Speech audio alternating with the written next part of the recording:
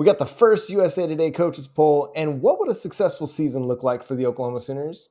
All that on today's episode of Locked On Sooners.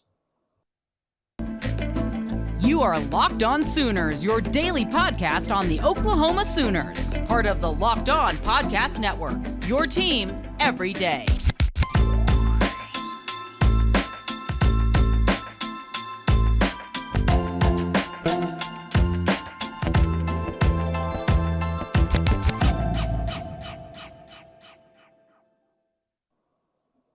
What's up, Sooner Nation, and welcome to Locked On Sooners. Thank you for joining me. My name is John Williams. You can follow me on Twitter at John9Williams.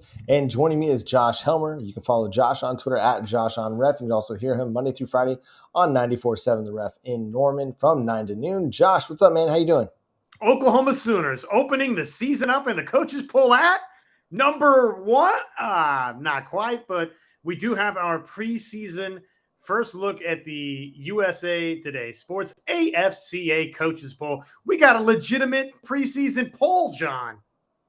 Yeah, how exciting. We are now in the throes of college football season when the preseason polls come out, and the Oklahoma Sooners coming in at number 9. Just behind them at number 10 is the Baylor Bears, and then at 11, the Oklahoma State Cowboys. So what do you make of that? Because to me, that's kind of the first takeaway, is that looking at the Big 12, the coaches really don't know who the definitive favorite is.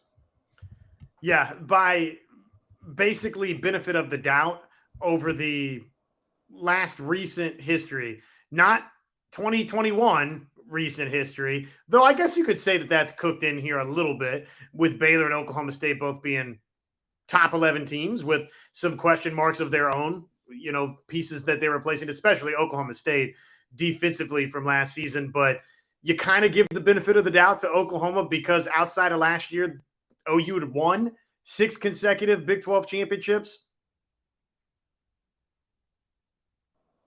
Yeah, and so I think that's probably what gets Oklahoma the bump here. But seeing Baylor, Oklahoma State sitting right behind them, just one spot separating the three of them, I think that's what's going to probably transpire this season, is that those three, and then maybe Texas also jumping in there, are going to be the 3 teams contending for the Big 12 title throughout the season into the month of November. And I mean, yeah, it's a preseason poll, it's a coach's poll. It doesn't define what's going to happen this season, but I think where Oklahoma's sitting is a good spot to start the season. It shows like, hey, we still respect Oklahoma as a program, but we also need to see a little bit more. I mean, this is they were a little bit higher than this at the beginning of last season, but then even as an undefeated team, kind of we're dropping spots in the college football playoff, the first college football playoff rankings. They started off at number 8. And so this was a team that, even though they were undefeated when those first rankings came out, they weren't necessarily super highly respected as an undefeated team. And so I think that where they're at now is kind of like a show me what you got. We believe that the program's great. We think that things are going to go well for Oklahoma, but we're not quite sure. So we're ready to see some things on the football field before we're ready to, bump you into that top 5 category where you've been for a lot of the last, 6-7 years. And I think at the very top of the USA Today coaches poll, no surprises. Alabama 1, Ohio State 2, Georgia 3, and that's kind of the presumptive 3 that most everybody, like, it's going to be a surprise, I think, to a ton of people, John, if the national champion's not one of those 3 teams in 2022, at least going in. It feels like it's Alabama, Ohio State, and Georgia. It's one of those 3 probably. So no surprise to see those teams at the top. And relative to what you were talking about there with Oklahoma and having to prove it, quite frankly, OU, based on the way that last year played out and the fact that, okay, now you've got a transfer quarterback in, really talented transfer quarterback in Dylan Gabriel, but a quarterback that hasn't played in Norman, Oklahoma all the same. You're replacing a 5-star there in, well, a couple of them actually, in Spencer Rattler and Caleb Williams. You've had some defections at wide receiver with Jaden Hazelwood and with Mario Williams. Defensively, all of your star power for the most part, you really are replacing. I think Jalen Redmond can become that guy, but in terms of who the genuine stars were, at least we thought going into last season. Who was that defensively for OU? Well, it was Nick Bonito, Isaiah Thomas, and Perrion Winfrey. So it makes sense that an OU team that floundered down the stretch to the best opponents that it faced in both Baylor and Oklahoma State, and really wasn't all that impressive against Iowa State either. And you mentioned it, even when they were 9-0, they were kind of dropping like a rock in some people's minds just because they never had that quote unquote national championship type Oklahoma feel to them. So the fact that they're right here at number 9, essentially where they started out the college football playoff rankings last year, John, I don't think it's much of a surprise. We could argue, should they be a spot or two higher? Yeah, maybe, but we got the respect of being the highest ranked Big 12 team, which is ultimately, that necessarily you pound your fist on the table and say, are you kidding me? Oklahoma's a top 5 team. I mean, I think they're about where they should be. I mean, I think there are people probably on the outside looking in that could argue that Oklahoma should be lower, maybe. Is this even a top 10 team to start the season, given the questions that we have, or at least the questions nationally that we have about this team? I feel like there's a lot of people that were confident in Brent Venables and what he's going to bring to the program. But we've talked about this defense and what it ranked last year. We talked about the passing defense in particular. You just talked about the guys that they're having to replace on the defensive front. Now, we think the guys that they have on the depth chart that are going to be, taking the bulk of those snaps are going to be really good. We think they are. We project that they're going to be in the Alamo Bowl. They were great in the spring game. They look good. But now comes the time where we have to see it. Like, seeing is believing in college football. You can't just have like this unmitigated faith. You have to see the evidence out on the field. And while we have great confidence in Brent Venables and what he's going to be able to do with the Oklahoma Sooners, it's time to start putting it to paper and start putting it on the field and actually showing that this is going to be a different college football team than it was in the years past, that it's going to be a team that's able to go from good to great, and that a lot of those questions that we have about whether it's the quarterback situation or the defensive front, the pass defense from last year, because a lot of those secondary guys are back, minus your 2 leaders and Pat Fields and Deller and Turner-Yell, that this is a different team, a team that's able to take a jump, that's going to be able to play that dominating style of football that we see from the Alabamas and the Ohio States and the Georgias. We didn't see it last year out of Oklahoma. Now, different team, different program, new season, it's all a fresh start. I think this is going to be a great team, but it's time to start seeing it. And I think that's what kind of the coaches poll reflects on that. Now, what do you make of Texas getting that one first place vote there, being ranked number 18? Real quick, I just want to say one more thing on OU here. You kind of think about the teams that are regarded as national championship contenders and those top 3 teams. Well, Georgia, we think, okay, they're going to have great defensive line play, even though they're replacing a lot of those guys, right? That's just the expectation. Alabama and Ohio State, we know a couple of things about those two. They've got Heisman Trophy quarterbacks, one which won the Heisman Trophy last year, and another in C.J. Stroud that probably, even though he didn't win the Heisman Trophy, is going to be the prohibitive favorite in a lot of people's minds, or right there, 1B to Bryce, obviously, at Alabama as the Heisman Trophy favorite. So you kind of look at it and you think about where OU was going into last year. I think everybody would have said definitively, okay, Oklahoma has elite quarterback play coming into this season with Spencer Rattler. Now, of course, it didn't really play out that way. You got a little bit of that from Caleb Williams. You thought you were going to have elite defensive line play. You did get that. But I just think about this OU team, John, and look across the board. And is there one position group that you can go in definitively into 2022 and say, you know what, they are absolutely unequivocally going to get elite play out of this position group, or they have one of the top 3 or 5 groups in all of college football? I don't know that there's one position group that you feel that way. Last year, defensive line, quarterback, you probably did. And I think obviously that part of it is reflected in Oklahoma's ranking as well. Yeah, if there was one position group that I felt the most confident in, it's the wide receiver group. And yet we still have some questions about that. Who's going to be the slot wide receiver? Who's going to be the third guy? What's the rotation going to look like? How are they going to look in Jeff Levy's offense? I mean, that's the one I probably feel the most confident about. And there's still questions. So I think it's reasonable to go into the season having some doubts about the Oklahoma Sooners. that one Texas vote that you mentioned had to be Nick Saban, right? I mean, come on. Who else is voting Texas number one in the coaches poll? It's absurd.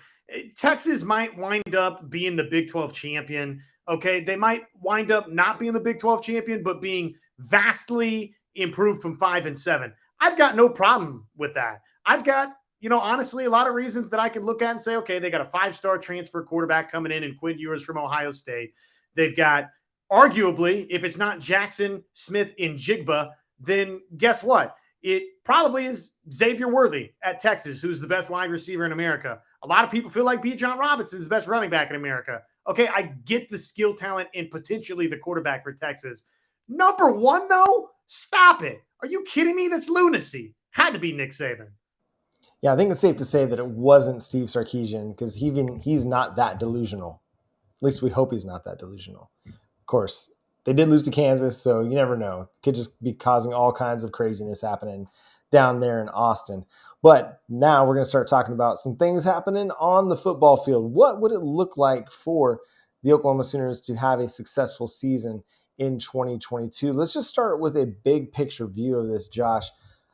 Coming off of a season in which they were the odds-on favorite to, again, win the Big 12 championship in 2021, lost to Baylor and Oklahoma State. Coming into this season with the questions that we have, it's kind of some of the just uncertainty. Even though we're confident, there's still a little bit level of uncertainty.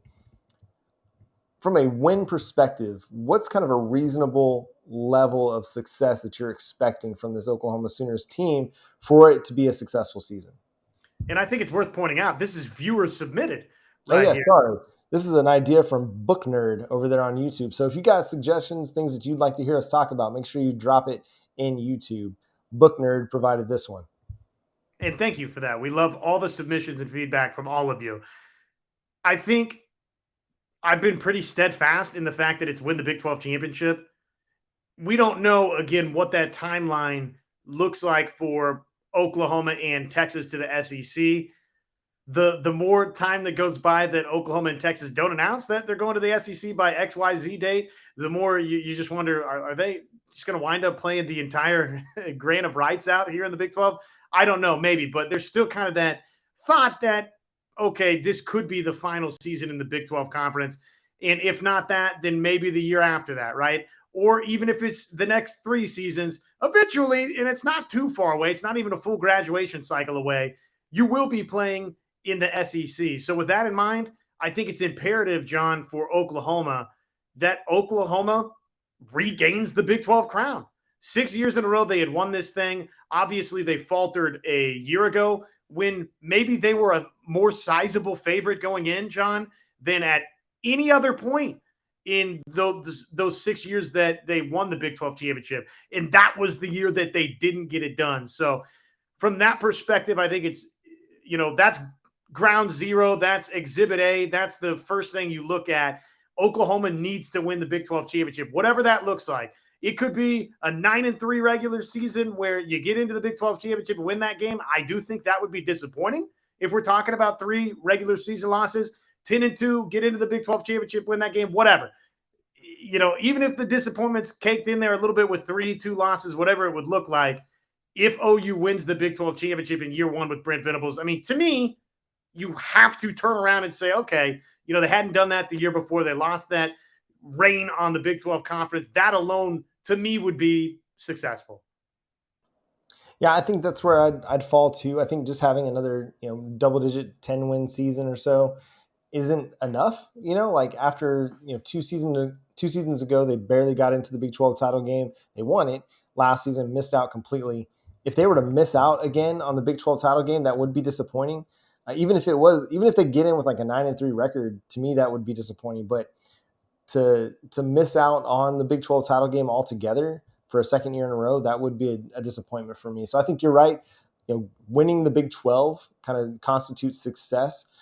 It may not, even if you win it with 1 loss, it still may not be enough to get into the college football playoff. And so I think that might be unrealistic expectations because you can never know really how the playoff committee is going to view things. And so setting that expectation can kind of be unreasonable a little bit, but I think putting this team in the Big 12 title game and saying that's the goal, that's the expectation, I think that's not unreasonable. You're the team that's won the most Big 12 titles in the conference's history by an overwhelming amount. So your expectation should continue to be Big 12 titles. If you do that and you're able to do so with, just one loss or fewer, then that's going to put you in a great position to compete for a national title. But you got to win the conference first. And yeah, I feel like that's a reasonable expectation. On the defensive side of the football, this is where we're seeing kind of a lot of people talk about where they need to grow. They need to have a higher level of play, a higher level of standard. What's your expectation for that? Book Nerd, he suggests, is it a top 25 defense? Is it a top 50 defense? I mean, what does this team have to do for it to be considered a successful season on the defensive side of the ball? I'm glad that this follow-up question was asked because so win the Big 12 championship to me, that's macro, right? That's what we're talking big picture with Oklahoma, what will make the season a success. I think that's kind of where you start there. When you start breaking down what a successful season looks like for Oklahoma, I do think you get into some of the micros of it. And part of that is defensively. I mean, I think that's one of the biggest parts for Oklahoma in 2022 is tangible defensive improvement. Does that mean a top 25 scoring defense? I mean, I think, yeah, every year Oklahoma should have a top 25 scoring defense.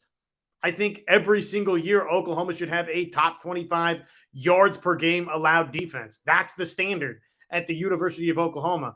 And at some point, Oklahoma needs to do better than that, right? At some point, they need to, if they want to be a national championship type team or a regular national championship type team, eventually you got to crack the top 10, I think, on both of those lists or top 15, right? I mean, you need to be elite defensively to win a national championship. So I think top 30 in year one, right, for both of those respective categories, scoring defense, total defense. I think those are reasonable figures to expect as an Oklahoma fan. I think you've got enough talent to do that, John. I can tell you this, definitely the secondary better be better than 109th in America. So last year they allowed just over 25 points per game, put them at 60th in scoring defense. To get to 30th, based on last year's results, they'd have to allow just 22 points per game. That's a field goal difference. And while that might not sound like much, like over the course of the season, I mean, that could be the difference between some wins and losses. I mean, how many close games did we see this team play last year where, against West Virginia, a 3-point game, against Kansas State, I believe it was a 4-point game. And so there's a lot of these games were closely decided. Tulane, 5 points. Like, this is a team that if they're going to be able to increase that margin of victory, I think a lot of it has to come from the defensive side of the football. We think the offense is going to be good. There's no reason why the offense shouldn't continue to put up lots of points, lots of yards, score at a high rate. But if the defense isn't able to bring down that points per game to 22, 20, I'd even, hazard to like 18, like a full touchdown difference. I don't know if we're going to see a lot of like big wins if it's not going to be that drastic of a difference defensively. And so I think you're right. Like, if this team can kind of get into the top 30, top 25 in scoring defense, I think that's going to be a big win for them, especially given all the turnover that they've had. But realistically, like, even if they can get just into the top 50, go from 60 to 50, I think that's market improvement, especially that you lost a lot of talent off of last year's team. Again, they've got a lot of talent on this year's team, but I think kind of incremental improvement is still successful. It just might not be as fast as we want it to be. Even Brent Venables mentioned it, during the summer. He's like, we didn't turn Clemson into Clemson overnight. I don't know if Oklahoma fans are going to be as patient as Clemson fans were, but this is going to be a team that we need to see some market improvement, especially on the defensive side of the football. No doubt. And no, Oklahoma fans will not be as patient as Clemson fans. And oh, by the way, thank you for the Tulane PTSD as well there. Always nice to mix that in with the green wave. They have to improve in the scoring defense, Mark. To me, I would say top 40. I mean, if they're not top 40, to me, that's pretty disappointing. And look, I get it. That's talking about jumping 20 spots from 60 to 40, but in a Big 12 conference that, let's face it, they're not playing John Elway every single week at quarterback. We don't know about Quinn Ewers at Texas. Adrian Martinez, okay, let's see how it plays out at Kansas State. But there's a reason that Nebraska wasn't too upset about Adrian Martinez leaving town.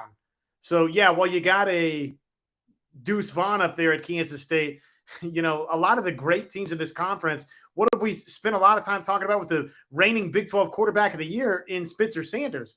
This guy's really up and down, right? He likes to throw the football to you. So I think from that perspective, it's going to be, to me, pretty disappointing. Unless this Big 12 conference, John, winds up being a league that I'm not necessarily expecting it to be offensively. To me, I mean, come on. Top 40 against this conference? You can't be that. Yeah, I think that's a reasonable expectation for this defense is get into the top 40.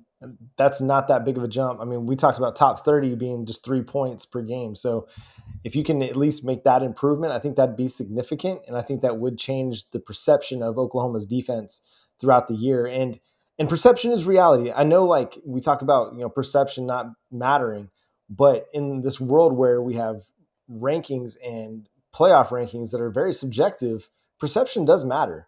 And the reason Oklahoma wasn't ever rated very highly last year in the college football playoff rankings is because they were perceived as a team that wasn't dominant. And that proved to be the case. And so if you want to create this perception of your team being dominant, that's where it's going to have to change, is on the defensive side of the football. And that's one thing that Book Nerd said on YouTube. So subscribe to the channel over there on YouTube. Hey, great name, by the way. Yeah, and so here's what he said is success for him. Success for me is seeing this team play explosive and disciplined on both sides of the ball and skyrocketing into next year with the same chip on their shoulder, regardless of season accolades at the end. So he's not even necessarily putting it on they got to win the conference championship, they got to have this many, all Big 12 first team selections. He's saying I kind of like the characteristics of what he wants this team to look like, and then having that carry over into 2023. What's your take on that? I think it's well said. Yeah. I mean, look, it's going to be hard for me not to, again, judge this season, not strictly or solely on numbers, but to some degree. I mean, look, it's sports. It's you either win championships, you either win games or you don't. And so to me, I'm going to, judge Oklahoma by whether or not they win the Big 12 conference again, whether or not they're a double-digit win team against a schedule that, quite frankly, John, I don't think is very good. But generally speaking, the character traits of Oklahoma, yes, I think that's well said. And if you're telling me right now that Oklahoma is not winning a national championship in 2022, which I don't think Oklahoma's winning a national championship in 2022, then yes, outside of, 11 wins, 12 wins, a Big 12 championship, you want to win as many as you can, but almost more importantly than that is, yes, the complexion of this Oklahoma program. What does it look like? What does it feel like culturally? Who is Oklahoma coming out on the other side of this 2022 season? Yeah, and that's what everybody's looking forward to seeing is this team going to look like the violent, tenacious, nasty team that Brent Venables and his assistants are wanting to put in place for this team in the future? Because that's all we heard about at OU Media Day from the defensive side of the ball is they want their guys playing violent. And that's something that we can tangibly see on game days is what does this team look like? What does the nature of this team look like? And I think we can fairly judge how things are going in Norman if they're starting to take on the characteristics of their head coach and their coaching staff, just this relentless style of play, aggressive style of play. If we're starting to see that on the football field, then we'll know like Brent Venables has got his message across. And I think if we do start seeing that, we're going to start seeing a lot of wins. And so, Book Nerd's kind of taking it from like a bottom up approach, like let's build the program, build the culture, and the wins will come. Obviously, I think, we're talking more in the macro, which is an important thing because you can be great. You can have a great culture, but if you don't win football games, you're not going to be here very long. But I think both of us very much expect Brent Venables to win a lot of football games in his time at Oklahoma. And I expect him to win a lot of games at Oklahoma in 2022 at Yeah. Oklahoma, John. I mean, I have every expectation that OU is going to be the best team in the Big 12 conference. I think they're talented enough to go win this league, and I think they're going to go do. I think they're going to go do that. Yep. And we are still just a few weeks out from UTEP coming to Norman on September 3rd, almost 3 weeks away at this point. So we're excited to be able to talk through Oklahoma football, what the depth chart's going to look like, start doing more of our positional previews as we go along. But man, it's getting excited. Josh, what's kind of one of the things that you're most looking forward to seeing from this team in 2022? Oh man, to try and narrow it down to one is, obviously makes it challenging. Dylan Gabriel, low hanging fruit. I won't go there. I just continue to be very, very intrigued with. I think the biggest storyline for Oklahoma, John, and this encompasses a lot of position groups, so maybe it's unfair, but how do the transfer portal additions not named Dylan Gabriel, how do they fit in? And particularly, how do they fit in on the defensive side of the football? I think that's what I'm most interested in seeing. And if it wasn't that, then especially now, given some recent developments at the University of Oklahoma, and we don't need to hash all of that out again. You know what I'm about to say. How the wide receivers come together outside of Marvin Mims and Theo Weiss, I think that's now a storyline that has taken on greater importance. Yeah, and I think for me, it's Key Lawrence. I want to see, can he kind of take that next step to becoming an elite safety in college football, because he showed some traits last year, showed that he was good in coverage, so that he could be an impact player, create turnovers. I want to see, can he take that next step and be considered one of the best safeties in college football? Because if that happens, that's going to go a long way to helping this Oklahoma Sooners defense become the defense that we think it can be. Key Lawrence is going to be a big, big piece in that. And that's going to do it for today's episode of Locked On Sooners. Thank you so much for tuning in. Make sure you're subscribed to the show wherever you get your podcasts. We're free and available on all platforms. Subscribe to the show over on YouTube. Let us know what you'd like to hear us talk about on a given Monday through Friday. We're here with you 5 days a week now that we're approaching football season. We're a little bit late on our Monday episode. We were, just because I was at Silver Dollar City with the family, having a good time, sweating in the heat, riding some fire in the hole.